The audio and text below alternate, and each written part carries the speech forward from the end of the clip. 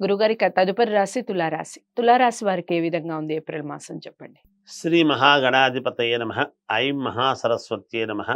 శ్రీ లలితాంబికాదేవియే నమ. తులారాశి వాళ్లకు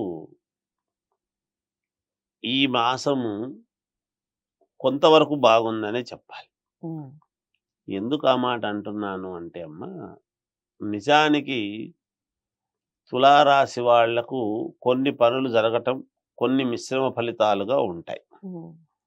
అయితే మే 1వ తారీఖు గురువు మారినప్పటి దగ్గర నుంచి వీళ్ళకు మహాద్భుతమైనటువంటి యోగం ఉంటుంది.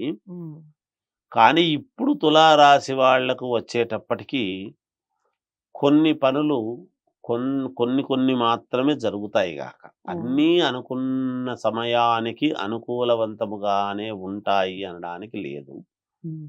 కొన్ని పనులు మాత్రమే జరుగుతాయి. డబ్బు మాత్రము సమయానికి ఎక్కడి నుంచైనా పని చేసుకోవటానికి డబ్బు అయితే ఖచ్చితంగా అంది తీరుతుంది గాక ఎటువంటి ఇబ్బంది లోటు ఉండదు డబ్బుకు. వ్యాపారము చేసుకునేటువంటి వాళ్లకు యథావిధిగా రావాల్సినటువంటి లాభాలు వస్తూ ఉంటాయి. వాటి వల్ల కూడా ఎటువంటి ఇబ్బంది లేదు.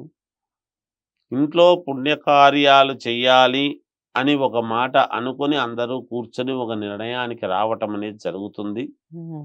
దానికి సంబంధించినటువంటి అడుగులు ముందుకు వేయడం అనేటువంటిది జరుగుతుంది గాక కొత్త వాళ్ళు పరిచయం కావటం, దాని వలన కొత్త వ్యాపారం ఏదో చెయ్యాలి అని అనుకోవటము అది కూడా జరుగుతుంది.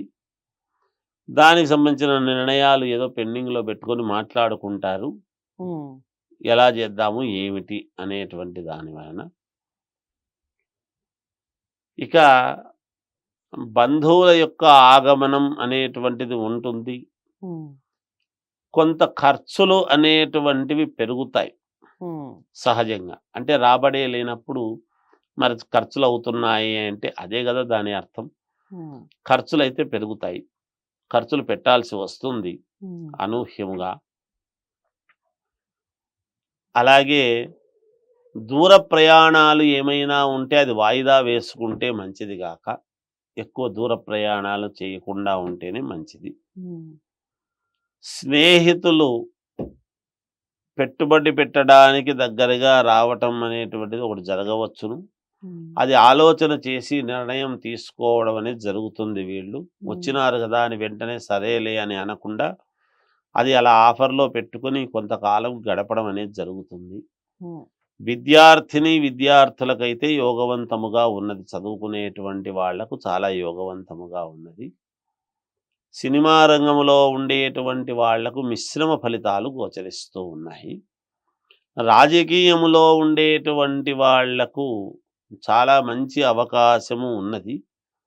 ఇక వ్యక్తిగతమైనటువంటి జాతకాన్ని ఎవరి వాళ్ళు పరిశీలన చేసుకుంటే వాళ్ళకే మేలు జరుగుతుంది గాక.